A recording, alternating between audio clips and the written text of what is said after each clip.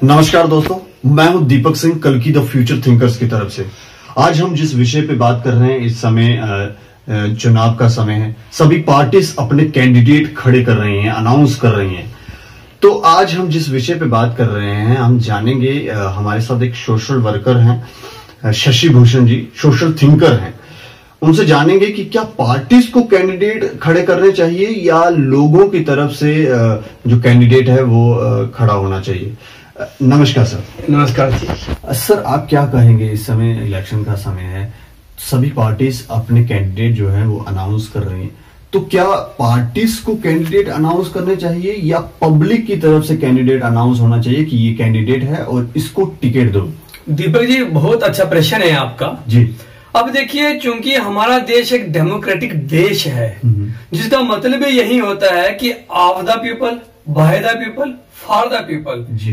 तो इससे जाहिर होता है कि कोई भी कैंडिडेट जो कि इलेक्शन लड़ने जा रहा है, उसे वहां की जनता खड़ी करे जहां पे वो खड़ा हो रहा है, ना कि पार्टी बाद में टिकट दे सकती है।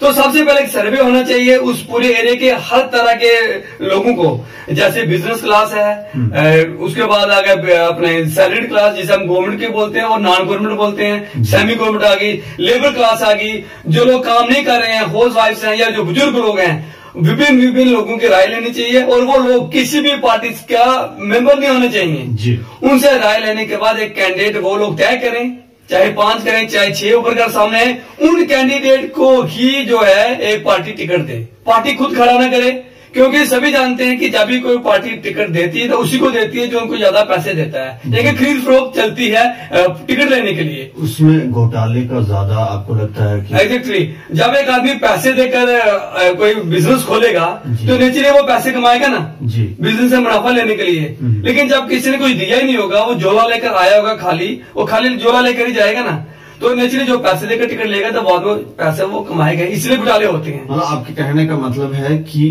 जो नेता हो वो लोभ रहित हो, जो फाइनेंशियली अपनी डिमांड्स पूरा करने के लिए नेता ना बने, पब्लिक के लिए बने। हाँ, वो बात तो आपकी सही है, लेकिन प्रश्न ये कि जब वो एक आदमी जो टिकट को खरीदेगा तो वो पैसे तो पूरे करेगा ना, उसके लिए वो लूटेगा। इसलिए जब पैसे नहीं दिएंगे तो वो लूटेगा क्या? उसको पता है यार मैं ऐसे आया तो वो अपना अच्छा वक्त करेगा, काम करके जाएगा, दूसरा काम करेगा पैसा निकालने के लिए। जहां से पैसा नहीं मिलेगा वहां काम नहीं करेगा। तो मैं ये कह रहा था कि कैंडिडेट को टिकट देनी चाहिए और वो कैंडिडेट का जो वोटर कार्ड है उसी एरिया का हो, तभी वो खड़ा हो सके।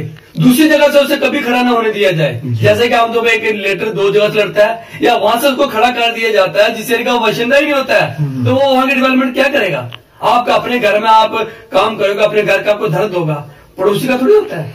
इसलिए कैंडिडेट उसी एरिया का होना चाहिए। और उसके बाद बातें सामने आती है कैसे कैंडिडेट को खड़ा किया जाए। अब इलेक्शन जो कमिश्नर है उन्हें भी कुछ चीजों का ध्यान रखना है। हमारे देश में हर एक सर्विस के लिए, हर नौकरी के लिए, हर हुनर के लिए एक मांगा जाता है, उसके पास हुनर क्या है, टैलेंट क्या है, एक्सपीरियंस क्या है। जैसे कि मजदूर है, क्या वो चिनाई कर सकता है ना, मटेरियल बना सकता है, क्या वो एक मिस्त्री है वो कैसा काम कर सकता है, वेल्डर को वेल्डिंग आती है, जो अपने जो मैं छोटे तबके की बात कर रहा हूँ, जो आदमी बढ़ाई है क्या वो दरवाजे बना सकता है। मैं हर आदमी को हुनर देखने के बाद ही कोई काम देता है। उसके बाद आते हैं वो आदमी जो कहीं सैलरी लेते हैं तो उनकी क्वालिफिकेशन देखते हैं, प्राइवेट वाले भी, और गवर्नमेंट भी क्वालिफिकेशन लेने के बाद उनको तैयार करती है।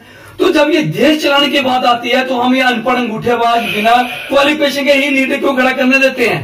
तो इलेक्शन कमिश्नर से भी, जो हमारा कमीशन ऑफ इंडिया है, उनसे भी मैं निवेदन करता हूं कि वो इस मुद्दे पर काम करें और ये देखें कि इलेक्शन में वही आदमी खड़ा हो सके जिसने पॉलिटिकल साइंस एक सब्जेक्ट है जो पॉलिटिक्स से डील करता है। वो अचार डालने के लिए रखा है क्या है? तो पॉलिटिकल साइंस जो सब्जेक्ट 11 से पढ़ाया जाता है, आप उसकी बात कर रहे हैं? हाँ, मैं उसी की बात कर रहा हूँ। वो क्या अचार डालने के लिए इस देश में वो पढ़ाते हैं? पॉलिटिकल साइंस ही जो कैंडिडेट कहीं भी खड़ा हो उसको मिनिमम 12 तक पॉलिटिकल साइंस पढ़ी होनी चाहिए। एक पंच सरपंच के इलेक्शन के लिए, ग्रेजुएशन का जो इलेक्शन है वो उसको अगर एमएलए के लिए खड़ा होना है तो उसको ग्रेजुएशन लेवल तक वो पढ़ा होना चाहिए।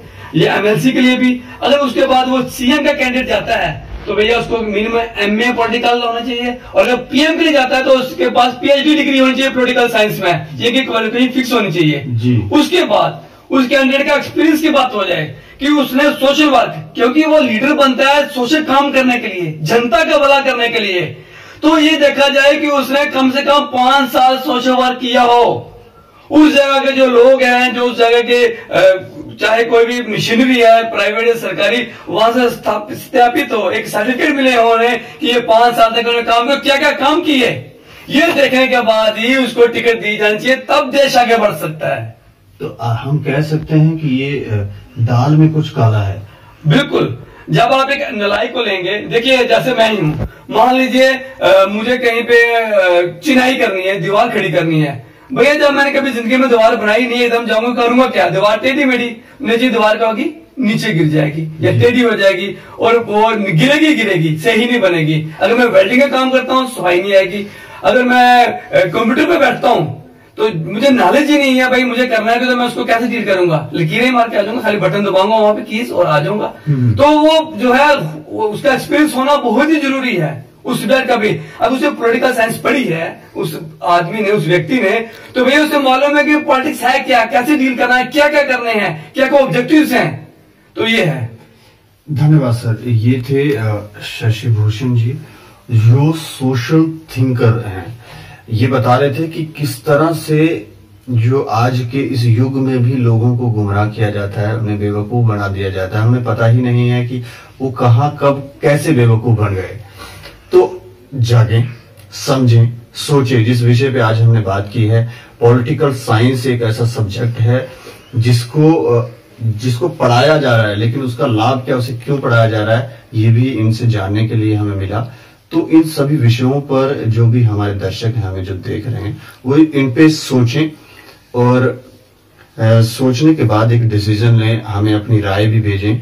इस पेज को लाइक, शेयर और इस पे कमेंट भी करें। आज के लिए इतना ही। अगले किसी टॉपिक पे फिर हाजिर होंगे। तब तक के लिए जय हिंद, जय भारत।